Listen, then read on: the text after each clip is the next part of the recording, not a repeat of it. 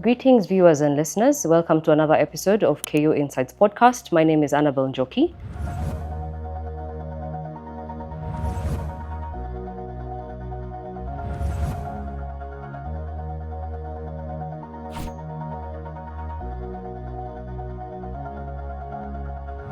You have to think about the board composition to ensure that the members of the board have the right experience, the right background, so that they are able to ask the right questions to the business.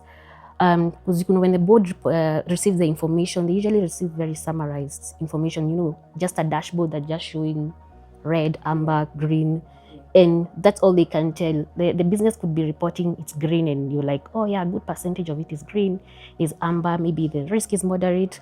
But are you asking the right questions as the board? Like, what controls are failing in the business? Most organizations still have that approach of having a compliance function that's just there to check boxes in terms of, have we filed our returns? Do we have the policies in place? But it is not really embedded into the actual operations of an organization. And I think that's where we now come in to help, the organization try and find out how can we better. And that's to answer your question, what really makes up an effective compliance function is one that is not really reactive, but is actually helps in identifying, managing a risk even before it crystallizes. Because most compliance functions will just come and be very active and very operational when a risk has actually happened or there's a crisis that's happening. But then, when it comes to whistleblowing, there are certain requirements that come with it in terms of the protection of the whistleblower. Whistleblower mechanism is not really given that much credence that it should, because it's just treated as another HR function. There is non-retaliation policy for whistleblowers. For those organizations that I've worked with, what I've seen work best is the whistleblower channel is actually managed by a third party. Mm-hmm. It's not internal. Yes. And whatever information is relayed to the firm is actually very filtered. And the only person who probably now deals with the person reporting is a person at a very high level. Like in my current employer, it's actually someone at Africa level. It's not even the local person who will contact you. Ladies and gentlemen, as always, it's our privilege to bring to you the KO Insights podcast. Today, as a first item in our series, Governance, Risk and Compliance, we're very happy to bring to you our discussion on risk, fraud, and data governance. In the recent past, in our discussions with you, we have brought to you discussions in and around our general concern on the fragmentation of compliance requirements. You find yourself having to comply with a series of regulations, series of laws, and this is in an ever-changing environment of compliance. And that is what we want to map out for you today as we discuss risk, fraud, and data governance. Why this topic? Principally because in our trading environment today, in our operational environment today, digital platforms are our principal point of contact with our clientele, our principal point of contact with our consumers generally. And as such, any risks that may accrue, any fraud attempts that may come our way will ordinarily come from a cyber environment. And so that invariably calls upon two things. Number one, data protection compliance, but also cyber security posture. So we're going to be having discussions in and around that space, trying to explore for you what is changing in terms of compliance requirements, what is changing in terms of what you need to do as required by regulators, and closing that with a discussion on how best to interact with your regulators. So please join us in this discussion. Feel free to engage with us following this discussion, and we'll be happy to pick up anything that you may have of concern flowing therefrom. Welcome. Greetings, viewers and listeners. Welcome to another episode of KO Insights podcast. My name is Annabelle Njoki, a senior associate at the firm and your host for today's session, where we're going to be discussing anything governance, risk and compliance, specifically focused on risk, fraud, and data governance. On set today, we have two guests. We have Florence Kimani, a risk professional, and Victor Chama, an associate at the firm. And I will ask them to give a more detailed intro about who they are and what it is they do. So my name is Florence Kimani. I am a risk professional, and my experience has been largely in the global consulting firms, in the audit, tax, and advisory space. So I started in KPMG, and progressed to Deloitte and to PwC, and I'm currently with Deloitte East Africa. So my day-to-day work is about protecting the farm, supporting the farm in continuously managing the risks that we face as a business, and just ensuring that we are proactive in how we manage the risks that the business face, both internally and also considering the external environment. And beyond my work, I'm also a mother and a wife, and yes, and that is, I guess, my full-time job at home. Yes. Yeah, there's no taking a break from that. Yeah, there's no taking a break. Okay, lovely hearing that. Pleasure. Chama? Thank you very much for having me. My name is Victor Chama, a principal associate within the firm, currently supporting the corporate and commercial practice, where within it sits the compliance and audit function, where we primarily support the different organizations that we help insofar as risk and compliance is concerned. Okay, so I will delve right into it.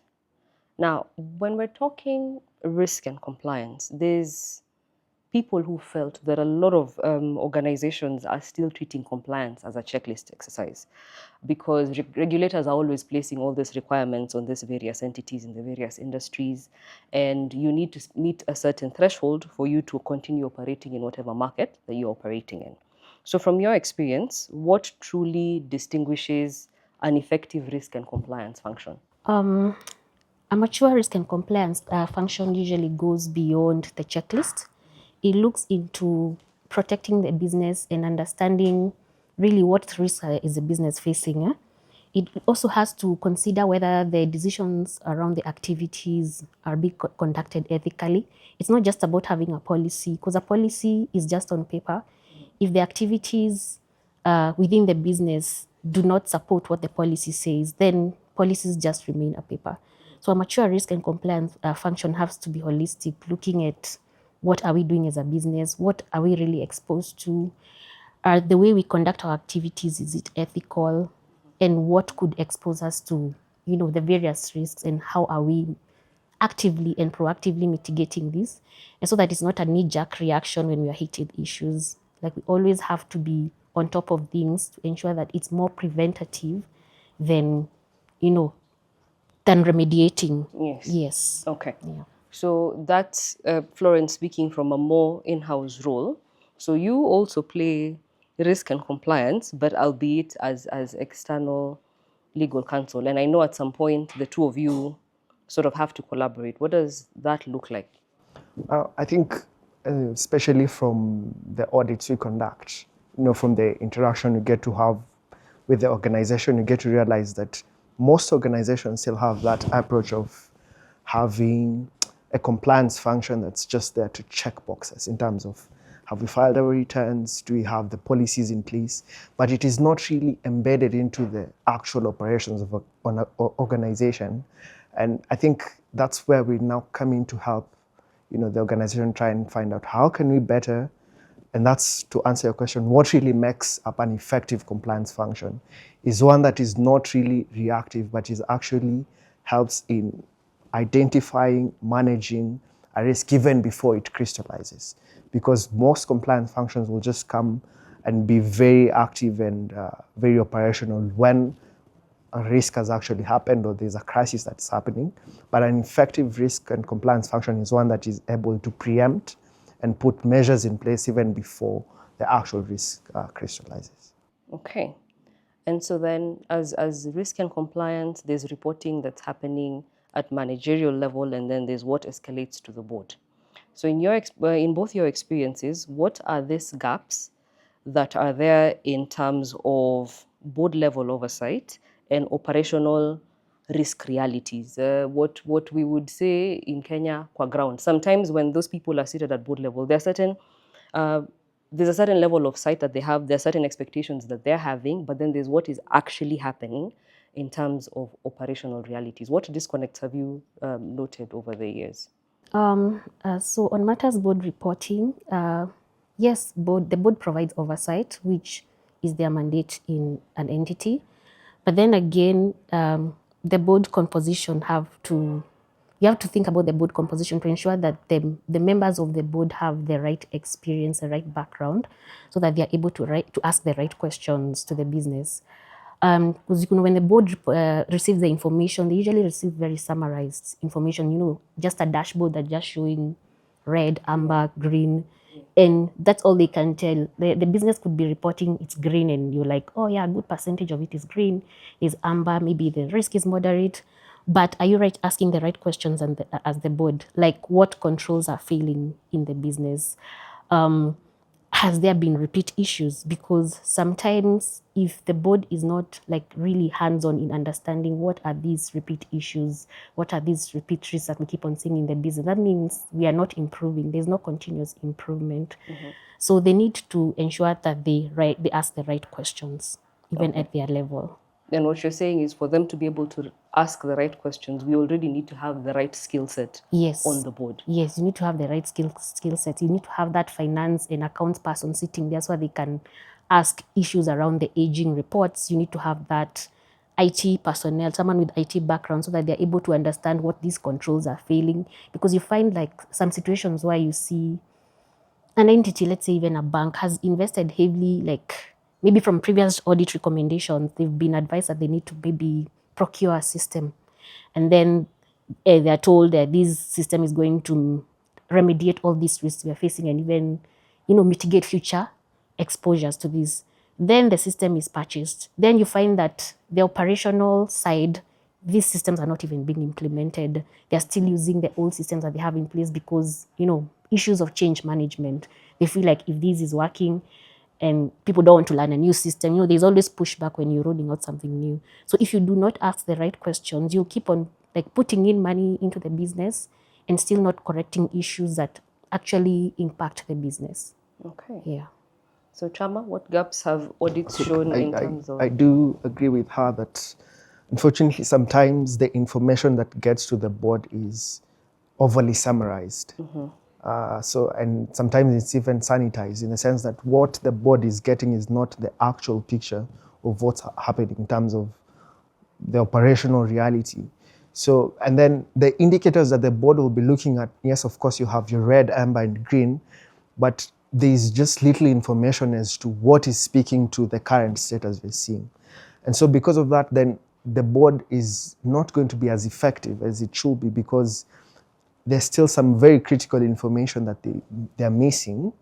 And again, like she says, if you also don't have the expertise in the board to ask the right questions, to try and figure out, okay, you might be at green, your performance indicators are indicating the business is doing well, but how are you achieving, the success? Green. Exactly. Okay. So you realize, yes, we are succeeding in terms of, say, the number of cells we have, but then when you look at the processes, the operational, practices within the organization, they are blaring reds, right? So because of that information being overly summarized, too sanitized at times, then it creates that disconnect between the board and the operational realities within the organization. Okay, so then to pick up on two things you've both said. One, when Florence was talking about the effectiveness of the compliance function, she mentioned ethically doing things, the ethics element of it, and you have mentioned, okay, so the template is saying green, but how, in our processes, how exactly are we achieving this green?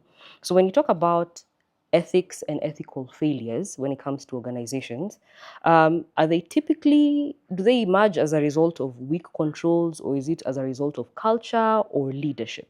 Ethical failures usually happens like if there's a weak controller, it's going to create an opportunity. But if they are like poor culture, it's also going to create like rationalization. Like you'll find that some businesses, like let's say like let's look at the consulting space. You have your revenue targets. You're not held accountable as to how you achieve that revenue. So you end up having so much pressure to achieve that revenue target that such that even by the time you're being assessed, as a high performer, as someone who brings business, as someone who compromises, you're out there giving bribes just colluding with procurement functions to get headway in a tender, they don't really look into that. They're only looking at the numbers.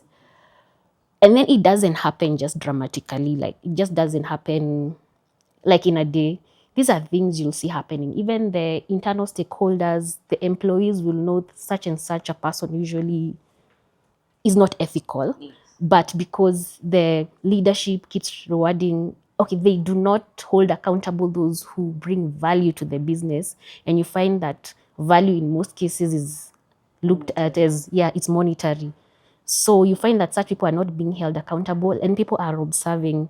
So if I know if Annabelle just brings business, but we know very well that there are things that she's doing that could actually compromise the KO brand. But you're afraid because, Annabelle is very close to the CEO and the CEO likes Annabelle because, I mean, she's She makes the achieving her bottom number. line look good. Yeah, bottom line. So that culture is usually the downfall because tone at the top, if tone at the top things are not being done right, and you can see they usually people observe what usually the leadership is doing. Are you rewarding bad behavior? Are you punishing wrongdoers? Is it subjective? Are you objective in how you treat others? Because if you have ethical, you have all these business conduct policies, but if they are being applied selectively, yeah, that cannot go well for an organization. Yeah, it usually just catches up with you. Okay, Yeah. so I am hearing an answer where it could be a thread blending all three. Yeah, I think for me, I see it as something that they all speak to each other. Because if, as an organization, you have a very clear set standard as this is what our ethics really are, then you need to have controls in place, and not just controls, but proper checks that are able to assess the practice and the conduct of the people within the organization. What happens if you're doing your sales? Do you just look at the end of the day, or do we look at the process to what leads to the result at the end of the day? And then the final thing is, again, the leadership. If you have a very compromised leadership, then it creates room that makes it easy for the rest of the people to be compromised, because there is no check or authority that tries to put people, within what is set by the organization as the standard, right? So, of course, and then it's something that builds across just very small things. Like today, I noticed someone pick this mug and they leave with it. No one asks. Tomorrow they pick a second mug. No one asks. It starts small, and then before you know it, it has really grown or fractured into a whole big mess. Yeah. Okay, so now that we've touched on controls, I'd like us to discuss corporate fraud. So these are cases that often reveal long-standing control failures. Like you said, it doesn't happen overnight. It's been building up over a period of time. What are the early warning signs that organizations tend to miss? I think early warning signs that organizations tend to miss is, say, for example, you're having your annual audit and you realize maybe some discrepancies in invoices, and you do not get to question, right? You just like let it slip. You're like, it's a one-off thing, right? And then when you also have a fragmentation of data, you tend to lose sight of what would be a pattern. If you're able to track your data and it's like, in this month we lost something, maybe you skipped 2 months, you lost, but when you look at it like spread over time, you realize there is a trend or there's a pattern. Yeah. But because organizations tend to have very fragmented record keeping sort of systems, you're not really able to know what is exactly happening.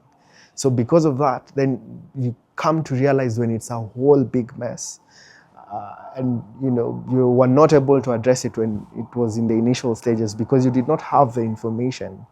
And again, very, very minor things. Sometimes when you have like set thresholds, maybe in accounting again, maybe above, say, 500,000, you have to report to a whole line. But then you realize one supplier has like 3 that are below the threshold, but no one is interrogating, okay, so what exactly is this? So when you also don't have that level of degree of inquisition, again, it creates a loop where something might go untracked, something might go unchecked, and lead to corporate fraud at the end of the day. So not picking out that the data is telling a story. You're just treating it as they're all below the threshold, but you're not asking why is it consistently this particular supplier who consistently has, they're just hitting that sweet spot that ensures that we don't have to escalate to the next level. Okay, anything you might like to add? I think he's covered that pretty well. And maybe I can look at also like he said, like approval limits around the, saying like the invoices are broken down. You see also there's also, these approvals you keep getting in the system are just slightly below the limit. And then there's even the people like maybe in procurement or something. You find like I have seen a situation in one of the organizations that I've worked in where the admin, the procurement admin, with a very minimal salary, like it was just his life just changed. Lifestyle changes. He bought a brand new car, and I think at some point the procurement bribes.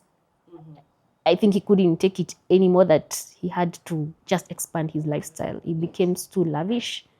And sure enough, because of those red flags, when it was investigated, actually it was found out that he was actually pulling lots of stunts, lots of procurement fraud. So it's just those nonverbal cues, observing how people behave. They don't take leave. Exactly, that's what I Yes. wanted to say. Sometimes you also realize, especially with very big organizations, where someone is always there, they always want to be the ones handling a particular, be it a brief or be it a particular supplier. They're like, that one I will handle, you don't worry. Even when they will even go out of their way. But you see, when you also don't have people to flag off such things, again, it comes to be realized at the end when it's a whole mess. But you will have picked on this thing, like, yeah, there's something amiss here. Why is it always when we're having to deal with this supplier, only this person in procurement wants to deal with them? Yeah. So picking out the thread. What is the data saying? Don't treat lifestyle audits as just a checkbox requirement. Those wealth declaration forms, are they compatible to what we are observing in terms of how you're living physically or in real life? Interesting. Then there's still on fraud. So then maybe someone in the organization has observed that, okay, 123 is not adding up with employee X. And there's probably a whistleblowing policy somewhere that says this is how you go about it. But then when it comes to whistleblowing, there are certain requirements that come with it in terms of the protection of the whistleblower. So what again are these telltale signs that characterize an effective whistleblowing system? What I've seen in the consulting world, there is non-retaliation policy for whistleblowers. And I've probably worked in a more mature risk environment. So for those organizations that I've worked with, what I've seen work best is the whistleblower channel is actually managed by a third party. It's not internal. Yes. And whatever information is relayed to the firm is actually very filtered. And the only person who probably now deals with the person reporting is a person at a very high level. Like in my current employer, it's actually someone at Africa level. It's not even the local person who will contact you, just to ensure there is, objectivity and there's no retaliation. So that I have seen it has worked very well to separate, because now the thing of now reporting internally, you never know who knows who, how close they are to who. So what has worked very well is just ensuring the whistleblower channel is actually outsourced. Yeah. Yeah, I think the very unfortunate thing, especially with organizations I have seen, is that the whistleblower mechanism is not really given that much credence that it should, because it's just treated as another HR function. Because the many audits you do, you ask, okay, do you have a whistleblower policy? They'll be like, yes, we do. Who manages it? Someone in HR will be the one in charge of, the process. And the problem then becomes people do not trust the system, so that they will be seeing the red flags that we're mentioning, but then they just know at the end of it will end up in HR, but what will happen? And then it even becomes unfortunate when maybe the person is responsible is now involved. Like, so what happens? So I think what we usually propose, especially maybe say for mid-sized organization, then create a channel where then we have access to the board, so that particularly where maybe senior executives are involved, then do we have an avenue where then it can be directly reported to the board, often through your audit and risk assurance committee. So opening that channel again helps create some semblance of, yes, we're able to voice out what we're seeing. And then again, the aspect of non-retaliation is very, very, very much important, because there has to be mechanisms to make someone feel very comfortable or protected enough to just come out and express whatever they have seen. Unfortunately, because of that fear, because of that non-guarantee of what will happen to me if I come forward, then again, people tend to shy away from it. So yeah, but I think and I with do good agree. reason. I mean, people have lost their lives for whistleblowing. Yes. Yeah. So, like she has said, I think outsourcing is one of the ways that offers a good solution, at least because it guarantees a third party is completely handling the process, and you're sure that they'll report to who needs to be reported to, and probably action will be taken. Okay. So then we're in this era where we're constantly talking about data and AI and organizations digitizing. So how is the risk landscape changing with the context of this particular conversation? I guess this is something that's impacting the world in a very quick way. And yeah, and it Yes. should actually be right up your alley. Yes. What I've seen organization doing is, quick adoption of AI, but not really, having like thought it through, because you see, at the end of the day, AI still needs human input. And that's why you see, even in the global news, you see big consulting firms being flagged for having, provided reports to big clients, reports that are erroneous because they did not even validate the information. AI is very creative. It can give you fictional data and it can make you believe it. So if you're not careful, even as a risk function, yeah, you need to actually take advantage of the tools, because it makes things easier, but garbage in, garbage out. If you're not giving it the correct information, then you're not going to, help the business, advance. And then in matters of data, since the introduction of GDPR, the European GDPR, I find that everyone else in the world now followed through and decided to come up with policies. The various countries adopted the Data Privacy Act. We have our own act for 2019. So I get the feeling, and even in my studies, I get it's evident that even as we document these policies and we make it into law, because those policies were still there in, like in ISO 27000 that deals with information security. The policies were still there. You're supposed to ensure completeness of data, accuracy of data, integrity of data. But now the GDPR and all the laws that followed up now brought it into law. But now you find like even countries, they rolled it and made it into law when you don't even have the right mechanisms in place. Yes, to We don't, support. yeah, to support. We have our market and we're in a third world country. So yes, there are the bigger corporates who are able to maybe even procure systems or invest in systems that can maybe provide the security features that are proposed in the data protection laws.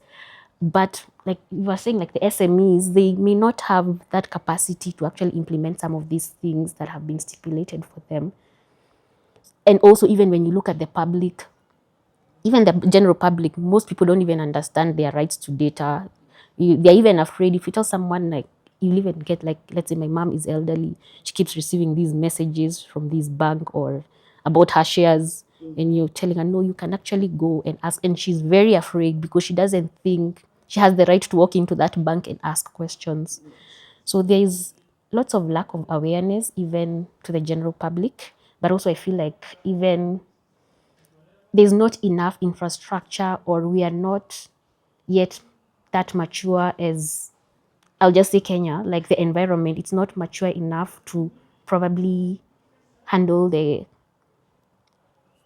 requirements for protecting data, but we are getting there. There is a lot of advancement, and if we can learn from the ones that who have already done it, and even look for maybe more affordable ways of, achieving the metrics provided, yeah, it could work. But I feel like we are still far, and but yeah, I encourage AI adoption, but sometimes I feel like organizations are just picking it up and not having thought it through. And I've seen that even in the recent situations where restructures are happening because there's AI adoption. And then when you within that organization, or if you talk to the clients and you realize actually even after the AI was adopted, the leadership made that approval at board level, without, of course, a thought, because you only see the high level aspect of it without understanding what are the processes involved, the activities involved in the background. And then you see that AI is not even adding value in the first place, because even the people don't even know how to use it. They've not been trained, or the people who are supposed to give input have already been fired. There's just a lot. Yes. It's very disruptive. Some don't even have an AI policy. You're Yes. adopting the AI, but there's no Yes. framework Yes. informing your employees on this is why we're bringing this thing on board, and this is how we intend for it to work for our organization. Yes, and while at it, I'm glad you said that, because while at it, you're even exposing, like you're an organization that, let's say, deals with personal data, and you know the laws around personal data are very punitive. You're like accepting use of open AI in your organization, while at it exposing your client data, which now can actually bring you crazy fines as an organization. So it's really a high risk area. And I wish people could appreciate just how high risk it is and how much caution we need to take. Yeah. So you're encouraging people to read up on these cases we're seeing in the more developed countries. Yes. There's a lot that's been happening, especially in that US, UK space, even in Europe. So yeah, if you're a Kenyan entity, please, those are things you need to look into, because in as far as AI, the pace at which we're moving is not the typical technological advancement speed that we've been accustomed to before AI. There was a speed Yes. we were used to. This one is a lot faster. Yeah, I like that. And actually, last week I saw some statement that was given by the Pope, Pope Leo, and he was talking about AI. Actually, he was saying organization needs to disarm AI, because he feels that it's actually like limiting the purpose of a human being. Like the young people need to know that there is a way they can actually, work on like tech implementation without their whole purpose being taken away. Because you find that organizations are going brutal and like, we do not need the people. AI will do it. Yes, AI will do it for us. Then what's our purpose now? True. And like you said, there is room for human judgment. Intervention, yes. Yes, because even if we were to use the context of KO, and Chama will agree, that the decisions you have to make as counsel who's been engaged by your client. So the AI can give you different scenarios, but as to what course of action you're pursuing, that comes down to you. the human being. So if we're not going to leave room for the human being to do these things, then yes, we are causing problems. And picking up from that, many organizations have data protection policies, but again, very few have true data governance frameworks. Could we, because Chama, you've conducted a lot of data protection advisories and data protection audits in the context of one, our Data Protection Act and its regulations, and also I know in that line of work every so often you have to refer to GDPR. In terms of policy and practice, what have you observed? I think the disconnect between policy and practice remains very much alive within very many organizations. Because again, like when we started, what is compliance? To them, it's we have a data protection policy, yes, but when you go to the ground, you especially when we're doing data mapping, that's when you just analyze the operations of the organization. You go there practically, physically, and ask, okay, where do you store your data? Then you're just surprised at the amount or the level of breach you'd be open to, because you walk into like a registry, it's just open, anybody can access the data, there's just no proper control. But on paper, there's a policy in place. So in terms of data governance, you realize there's that disconnect between, the policy and the practicality of the people having information of what is required of them in the policy. So, I think knowledge organizations need to invest more in terms of how they disseminate information down to the across levels from senior management all the way down, so that, and it is even part of your risk management, because there's now better accountability. When, say for example, here you give an intern a file, the expectation is this file, it's either in my desk or in the registry. It can't just be found anywhere within, right? So when there's that proper dissemination of information of what is expected of people insofar as data governance is concerned, then you have proper accountability. And I think also, just to add on what you were talking about initially, insofar as the incoming of AI and data governance as well, the other thing is that the level of risk increases drastically, because, say for example, now we are having physical records and digital records. With a physical record, you might misplace a file, maybe just a few information. But you think of it conversely, when it comes to the digital records, it's a huge amount of data that can be lost. And that means the level of risk exposure increases very significantly. Then again, it comes back to the issue of information. Do people really know how to handle such information? When I'm sharing maybe the HR function, when we're sharing data about our employees, do we encrypt our data? Do we send it to particular domains? There's a way current ERP systems have designation of access, so that you're able to monitor who's accessing what. So I think that's also something else that needs to be thought about very actively as a matter of managing risk in organizations. And allow me to take you further, because two things. One, you had Florence give the example of her mom, who is elderly. We could actually categorize as senior citizen in Kenyan terms, and how she's not aware of her rights and she feels, I can't ask. As you've engaged with various organizations, because again, the bulk of employees within most of Kenyan organizations fall well below the threshold of senior citizen.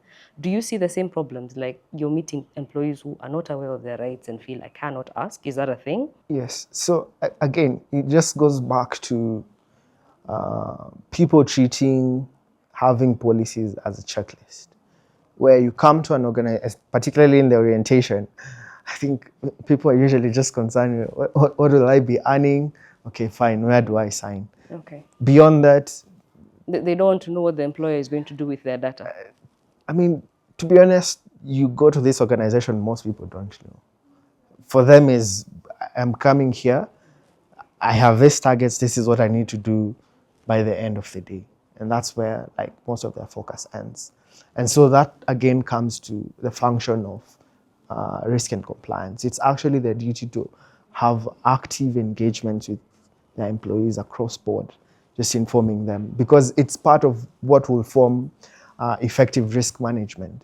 Because you're making people aware to be able to track risks even before they crystallize, right? Giving them the information that they need, even, without just assuming that they will go and read the policy. I think the organization needs to, and that's where, routine trainings come in, and then get to disseminate this information to the people down there. And so, still on data protection, we have this other constituency that tends to be very problematic because a lot of our conversation have been within the organization. But organizations also engage third parties, whether it's for service provision, whether it's healthcare, whether it's supply of technological systems, whatever. What exactly is the role of organizations in ensuring that whatever data they're handing over to their third-party service providers is protected? Because a lot of the time, organizations will make their third-party service providers sign a contract that will have a data protection clause that will say, once we give this thing to you, you're assuring us that you're going to handle our data in 1, 2, 3 ways. But rarely do you find either the procurement team from the contracting organization or whoever is responsible for data within the organization, even if it's their DPO, rarely do you find them going to actually confirm that these people they have engaged actually have the capacity or even the basic protections in place to ensure that whatever data is coming to them is going to be given protection, even if not high level, at the very least bare minimum in as far as the act is concerned. So what do you have to say about that?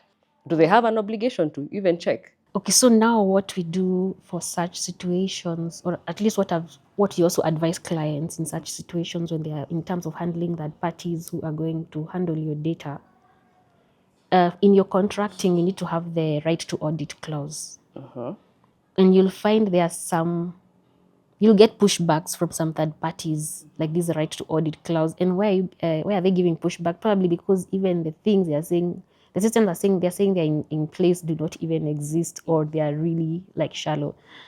So the fact, like for those entities, the fact that you can be audited anytime, it acts as a deterrent.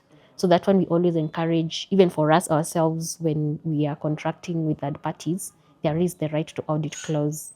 And what I would advise, of course, organizations, especially in the current day and age where there are data privacy and the punitive laws around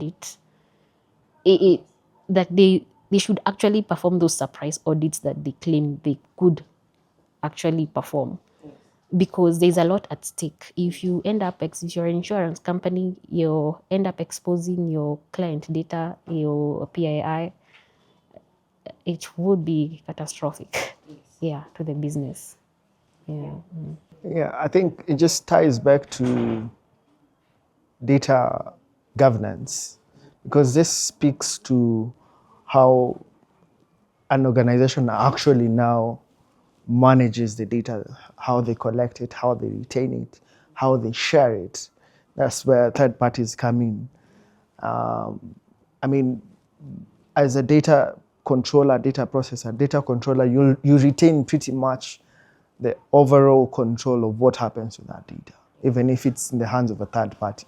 So that means organizations will pretty much critically always have that responsibility to make sure that, and it's not just a matter of signing data sharing, data processing agreements, but it is going a step further and ensuring that actually what is going to happen is within the confines of the data protection laws, insofar as how that data is used, how that data is stored, So I think primarily organizations have to take a very proactive approach insofar as data governance is concerned, even when it comes to engaging third parties, You have to be very strict as to what are your minimum requirements. For us maybe to contract with you, you have to demonstrate this capability insofar as data protection is concerned. Is that because, okay, maybe a lot of organizations would feel that once they have the clause in place, a certain level of liability has been transferred to the third party. What level of liability is actually transferred, legally speaking? I wouldn't even say it's transferred because as a data controller, you still maintain the primary responsibility of what happens to that data. And that's the problem or the disconnect that's created by the illusion of having a policy or having a clause and not going a step further to have the proper processes, the proper systems in place to actually check and see that what we are actually expecting is actually what is happening on the ground. Okay, so I have two closing questions, one for each of you. So for Florence, if you were to design a future ready, because if we're looking into where we're going, how tech is progressing, how risk is morphing, if you were to design a future ready risk and compliance function today, what would it prioritize in terms of modern function, integration of risk, compliance, and tech? Yeah. So a functional risk and compliance unit, right? I would want to, I would say to it that the risks are actually integrated with the business strategy, just to ensure whatever risks we have in place are actually helping the business in implementation of the strategy.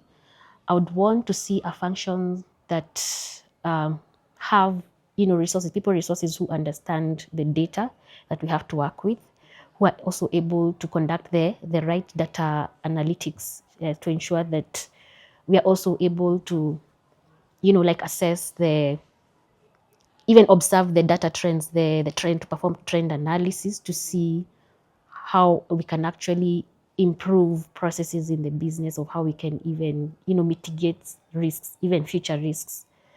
I would I also encourage my teams of younger professionals in my field to advance their knowledge in technology and AI, because like we said, AI is here to stay. It's not going anywhere.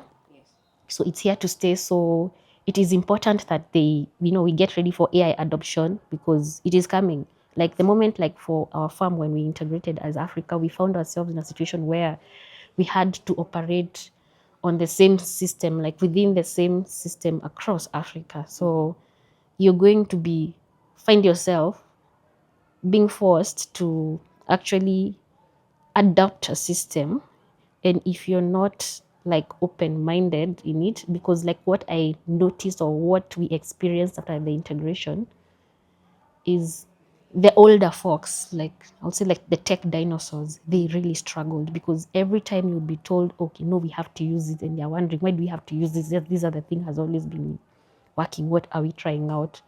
So being adaptable is very important. I'd also be keen on the driving the right culture in the organization. I know we discussed that earlier of the importance of just ensuring that the culture is aligned, the tone at the top.